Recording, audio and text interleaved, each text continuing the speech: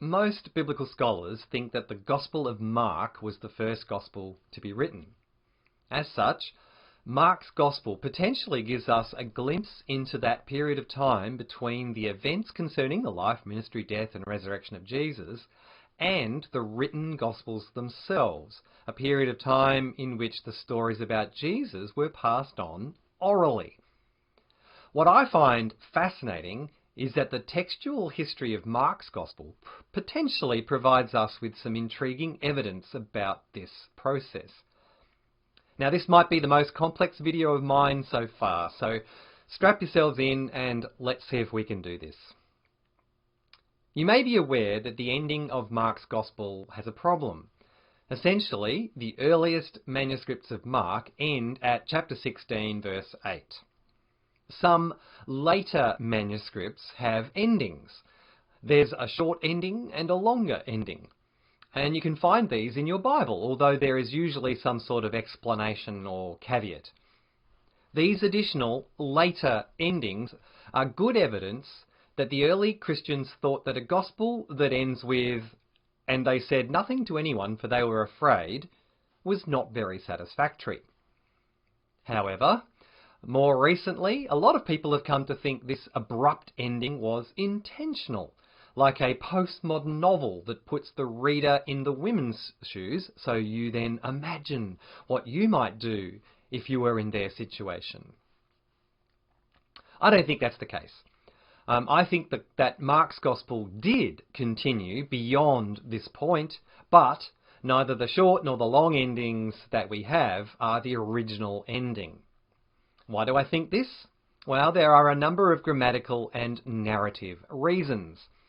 Firstly, the verb be afraid usually takes an object, so this would be something or someone that the women were afraid of. It's also quite possible that the main verb of the sentence could be modified by a temporal clause, such that the women's silence was not absolute and everlasting. Consequently, this is a plausible reconstruction of how 16:8 might have continued. And they said nothing to anyone, for they were afraid of the Jewish leaders, until they came to the place where the disciples were hiding. Then there are the narrative considerations. Simply put, in Mark's Gospel, Jesus makes a number of predictions concerning his death and resurrection, including appearances to the disciples in Galilee. The fact that Mark, as we now have it, does not include any such resurrection appearances seems to be a very significant omission. So it really is not very hard to imagine Mark's Gospel continuing in a similar fashion to Matthew and Luke's Gospels, with, at the very least, an appearance of Jesus to the disciples in Galilee, and quite likely some sort of transfer of authority from Jesus to the disciples. This is clearly speculative, but I think it demonstrates that a plausible continuation of Mark's narrative is possible. Now, Mark's abrupt ending might be something you are aware of, but there is evidence that the beginning of Mark's Gospel has a textual issue too. Again, without wanting to get bogged down in the details, Mark 1:1 is a very terse opening that connects quite awkwardly with verse 2 and the quotation from the Old Testament. That is then immediately linked to John the Baptist. In 1944, T.W. Manson wrote this: "The opening of Mark has long been as difficult a problem to commentators as its close, in some ways even more difficult. Verse 1 offers a subject with no predicate, verses 2 and 3 a subordinate clause with no main clause, and verse 4 gives a statement of fact about John the Baptist, which seems to have some links in thought with what has gone before, but no obvious grammatical connection. In addition, the word gospel in Mark 1:1 appears to be an anachronistic use of the word to mean a written record of Jesus' life, when elsewhere in Mark it means oral proclamation of good news. These factors have led New Testament scholar N. Clayton Croy to conclude: the beginning of Mark's Gospel, like its ending, is defective. Something originally preceded Mark 1:2, but has been lost. A superscription was added in various forms by redactors, probably in the 2nd century, not as a title, but as a marker with the meaning, the text of the Gospel begins here. Some such marker was necessary, since a manuscript beginning with Mark 1:2 would have been intolerable on the grounds of grammar, style and coherence. If you would like to examine the evidence, I do recommend Croy's 2003 book, The Mutilation of Mark's Gospel. So what are we to make of this, if anything? Well, I would argue that if Mark's Gospel was damaged and its ending, and quite probably its beginning too, were lost at a point so early to have left no trace in the textual tradition, then this actually provides us with a valuable piece of data about what might have been going on in the early church. Now, the traditional understanding of the origins of Mark's Gospel is that it had been commissioned in Rome to preserve Peter's oral recollections of his time with Jesus. Now, commissioning a Gospel would have been a very costly exercise in terms of man-hours and effort, and the end result would have been looked after very carefully and distributed widely to ensure its long-term safety. So there would have been multiple copies made, and if one of those had been damaged, it would have been fixed immediately by reference to a copy. In fact, for some scholars, this is enough to completely dismiss any notion that Mark's Gospel has been damaged in any way. But there is an alternative. If Mark's Gospel suffered damage at an early stage in its existence and was not immediately fixed, then the other possibility is that it was not actually greatly valued as a text. It all comes down to the perceived value of eyewitness testimony. Between the time of Jesus and the writing of the Gospels themselves, the stories of Jesus were transmitted orally. And even if these stories were sometimes propagated by non-eyewitnesses, the eyewitnesses were, for the most part, still very much alive and therefore in a position to offer quality control. If anyone had stood up in the early church and said, Jesus did this or said that, there would have been people able to confirm or deny it. This made the oral history reliable and of great value to the church. So what was in this oral history? Well, the content of this oral history is not in dispute, for it is the material that makes up the Gospels. I'm guessing, though, that most people imagine that Mark sat down with a great pile of little stories about Jesus and another pile of Jesus' teaching, and then he cut and pasted his Gospel together. But I would argue that the oral history concerning Jesus did not consist of a cloud of unconnected stories about Jesus. Rather, this oral history also included an overarching structure. In other words, the eyewitnesses recounted not merely the individual little stories involving Jesus, but the big story of Jesus. This account would have started with John the Baptist and Jesus' baptism, followed by highlights of Jesus' ministry and teaching, before describing in greater detail the passion and resurrection, and finishing with the commissioning of the apostles. I find it frankly ridiculous to suggest that the early church did not tell at least some of the stories of Jesus within an overarching framework such as this one, as opposed to the traditional understanding involving individual stories being passed down from one generation to the next as completely separate units that the gospel writers then stitched together as they saw fit.